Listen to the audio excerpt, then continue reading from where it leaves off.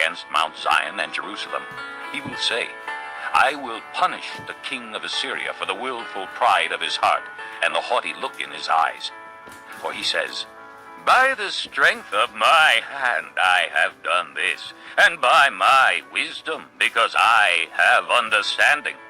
I removed the boundaries of nations. I plundered their treasures. Like a mighty one, I subdued their kings. As one reaches into a nest, so my hand reached for the wealth of the nations. As men gather abandoned eggs, so I gathered all the countries. Not one flapped a wing or opened its mouth to chirp. Does the axe raise itself above him who swings it, or the saw boast against him who uses it? As if a rod were to wield him who lifts it up, or a club brandish him who is not wood.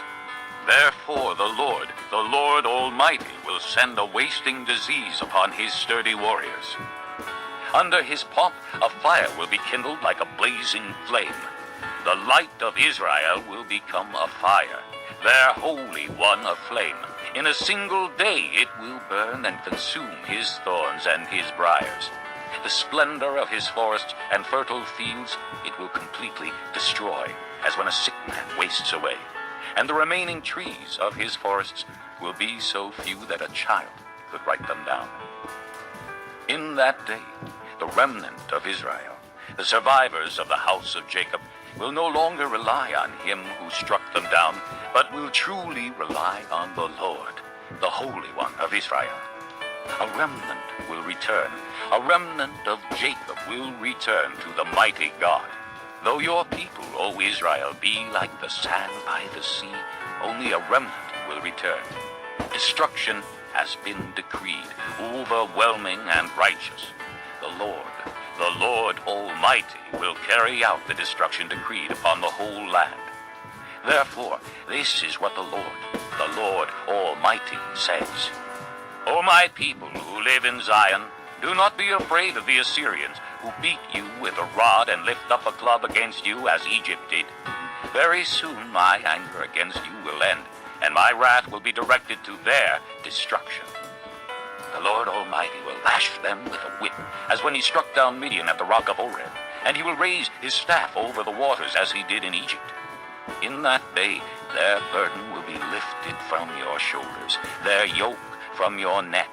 The yoke will be broken because you have grown so fat. They enter Aiah. They pass through Migron. They store supplies at Michmash.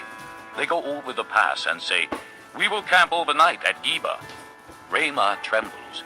Gibeah of Saul flees. Cry out, O daughter of Galim. Listen, O Laisha. Poor Anathoth. Madmannah is in flight. The people of Gebim take cover. This day they will halt at Nob. They will shake their fist at the mount of the daughter of Zion, at the hill of Jerusalem. See, the Lord Almighty will lop off the boughs with great power. The lofty trees will be felled, the tall ones will be brought low. He will cut down the forest thickets with an axe.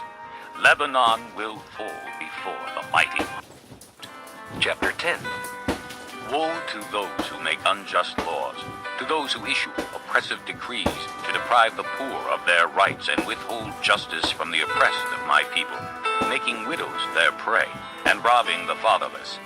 What will you do on the day of reckoning, when disaster comes from afar? To whom will you run for help? Where will you leave your riches?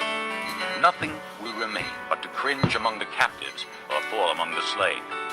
Yet for all this his anger is not turned away, his hand is still upraised.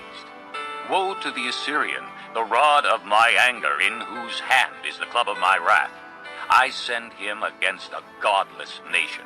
I dispatch him against the people who anger me, to seize loot and snatch plunder and to trample them down like mud in the streets. But this is not what he intends. This is not what he has in mind. His purpose is to destroy, to put an end to many nations. Are not my commanders all kings, he says? Has not Calno